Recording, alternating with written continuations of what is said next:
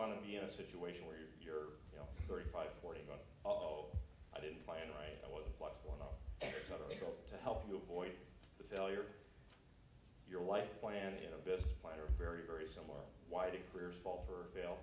Lack of planning, inflexible career path. You're in way over your head, you don't budget your money. You don't have a sense of purpose. This goes back to listening, to that voice in your head. If you listen, God will tell you what you're here for. You just got to listen. You got to, be willing to be brave enough to go down that path.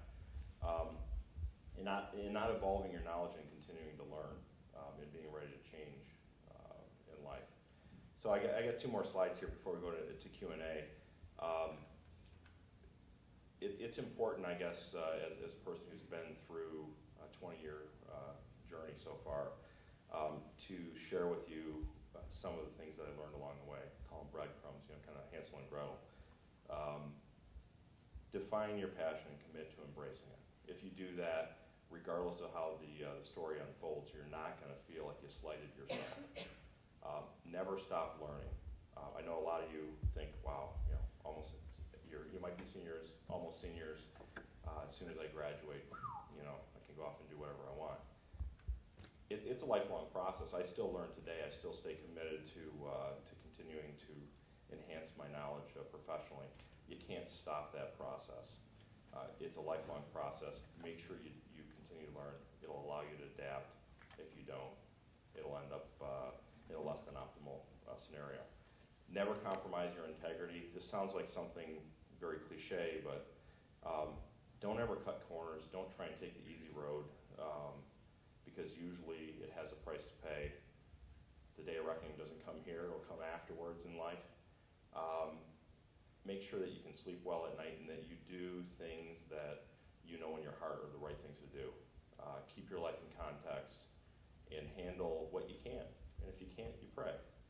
That's why we're at Catholic institutions of learning, to help you stay grounded in your faith. Strive to be the best at what you do. Again, some of this stuff sounds cliche, but it's very important as you execute your life plan to keep these things in mind. Happiness is often defined by what you do and not what you make or how much you make.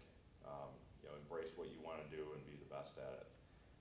And surround yourself with others who have the same type of principles. And finally, what's important? Faith, family, friends, fun, in that order. Notice I don't have fame and fortune and all the other things on there. All of that stuff comes by being grounded in great principles, being focused, being true to who you are, staying close to those that support you and love you, and then having fun along the way. And if you do those things, the fame, the fortune, the finances, all the other F's that might find their way into it, they all come by doing what you're passionate about. Always listen to that voice inside, keep it alive. I still haven't got to the ultimate goal that I have in life, but I'm very confident that the path that I'm laying and the path that I've been on have maintained maximum flexibility for me to do whatever I might want to do next with life.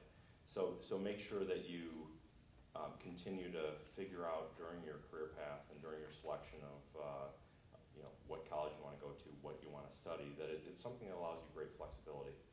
And finally, entrepreneurship shouldn't be something that's risky. If you go back to my definition of, an entrepreneur is someone who defines who they want to be and kind of has the courage and ability to follow a path that makes them happy in life. It'll be something that ends up being fairly well planned and well executed because you're trying to live your dream, you're trying to live your passion. And if you do that and you utilize all the knowledge and experience that you gain over time, you listen to the good and the bad that people have to say about what you're doing, and you learn from any failures that you have along the way, ultimately you can't lose. It's kind of a no-lose scenario. The final point kind of sums it up. If you do what you love, it's something which you can be the best at, and it's something that you can make some money at. You're going to be able to form a great business or a great company and have a great life. That's kind of the summary of what I might be able to share with you about your career and how to think about it. We can talk a little bit about what I've talked about with goals, plan, and trying to have a successful career.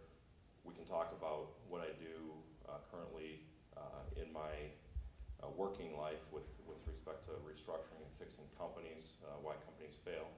Or we can talk about any of the decisions that I've made along the way. So what I like to do is just open it up for questions that you might have. Question is, if at some point during your journey, you figure out that maybe this isn't realistic, it's not possible, if that point comes, when do you realize that it's there and do you then abandon your dream?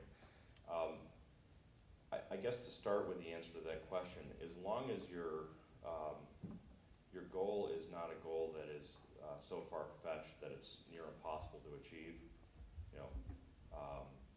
let's say you want to be, well, I don't want to say this is an unrealistic goal, but let's say I want to be president of the United States. Any of you in the room might be someday. If that's your goal, think about the things along the way that if you're doing them, you would be happy doing them along the way. And if you don't end up ultimately achieving your goal, like me wanting to be CEO of General Motors when I was in high school, know that maybe there's a slightly altered plan along that way that will equally be satisfying. And I'll put it kind of in this context. When I was 17 to 22 years old, that kind of time frame is when I thought, I want to be CEO of General Motors. I didn't tell anyone that at the time, and most people, if you told them, they say, you're crazy. I mean, that's a $200 billion company. What, this kid from Michigan, what are you talking about? That's okay. Have a lofty goal. What you'll find out along the way is that goal that you have might not exactly be the passion that you have. You've got to discern the two. The true passion that I had was I wanted to lead something, and I wanted to lead something where I was fixing problems. I couldn't define that at 17 years old. I couldn't define it really at 20 or even 30 years old. It's kind of evolved over time into that's what I've kind of been pursuing. So whatever your goal might be, let's say it's President of the United States, that's kind of a milestone in a path, in a journey. And ultimately what you find out is you have a passion to be someone who's a leader, generically, leader of a large group, leader of an influential position, someone who wants to set public policy in general. You want to do something for the betterment of mankind. And as you plot out the course to becoming whatever it is that you think you want to become, stay flexible along that path. And if anywhere along the path, like let's say, again, being president was your goal, you're going to be a governor or you're going to be a senator along the way, and somehow that doesn't happen. All of a sudden, you're off the tracks and you're like, uh-oh, my whole dream's shot.